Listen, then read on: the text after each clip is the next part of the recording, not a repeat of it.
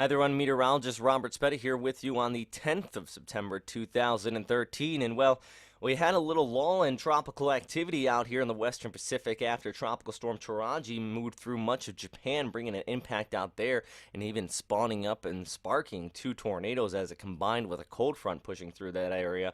But now it does look like the tropics are going to get quite active again. Right now, we do have a low pressure area out here in the South China Sea. That's bringing some heavy rain showers across Hainan over towards Vietnam. Another little disturbance pushing there just north of Palau. Don't expect either of these to develop into a named tropical system. What I do expect, though, is take a look just towards the east of Guam. We have this area of cloud cover starting to spark up. That is Invest 95W.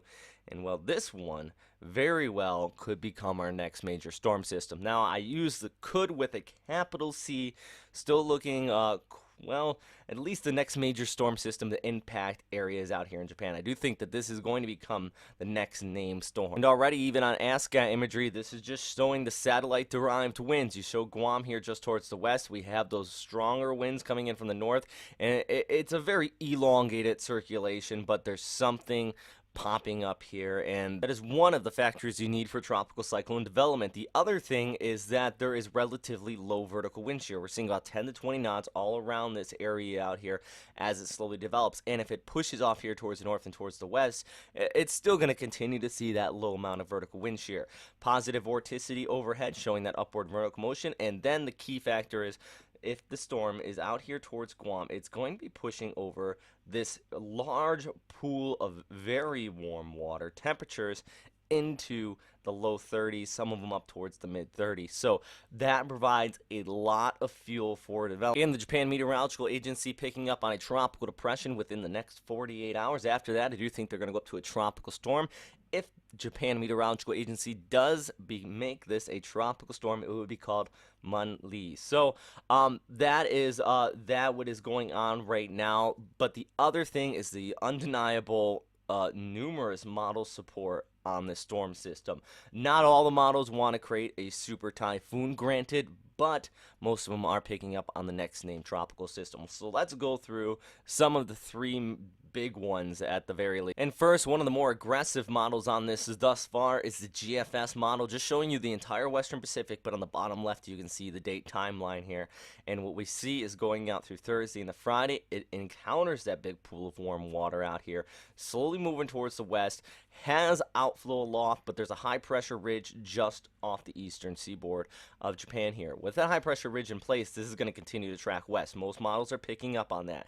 What happens in the difference in the models is once it gets here just towards the east of Okinawa, do we have an upper level trough coming in around this time or not? Here it slightly picks up on the trough and slowly lifts it a little bit north, but then a ridge pushes back in and it starts to actually drift towards the southwest. And in the very long range of these models, it even moves over there towards Taiwan and eastern China. So this is another look at the GFS, just showing these very strong typhoon strength winds across the southern Japanese islands.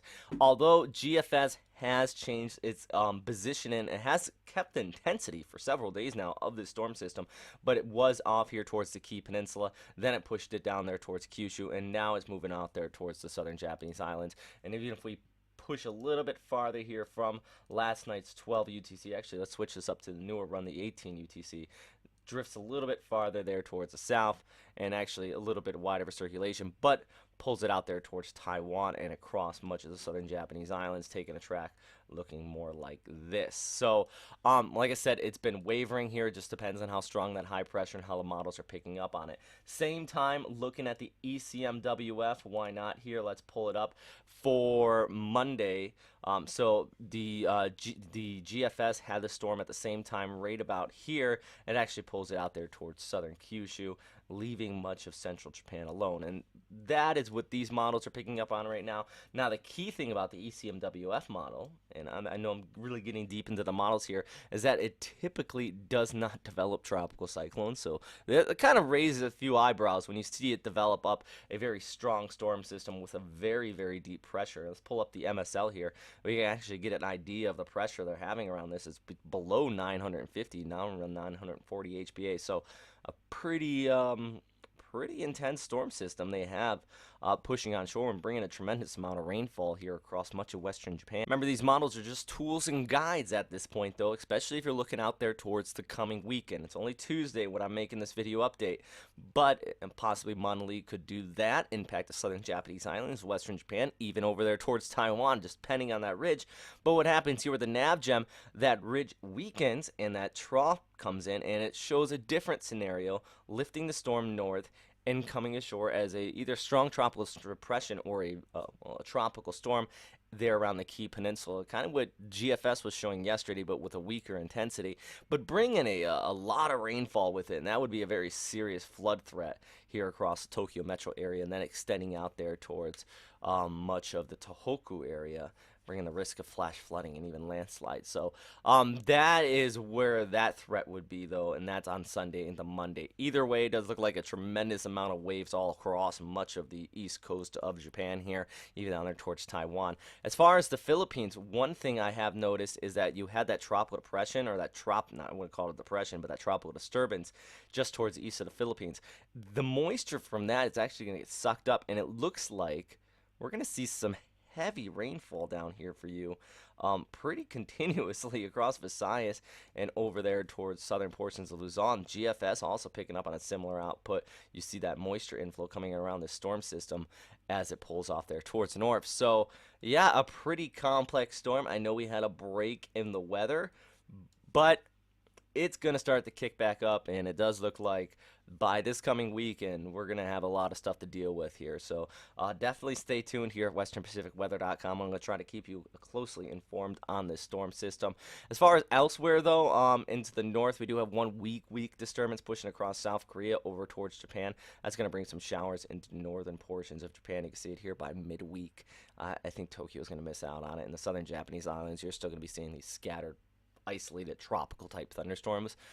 It does look like that is going to be kind of more of a normal with that high pressure ridge breaking down out here towards the north. But that is all for right now, everybody. Please don't forget you can check your local forecast here on that weather search bar at the top of the screen here at westernpacificweather.com. Also have various features.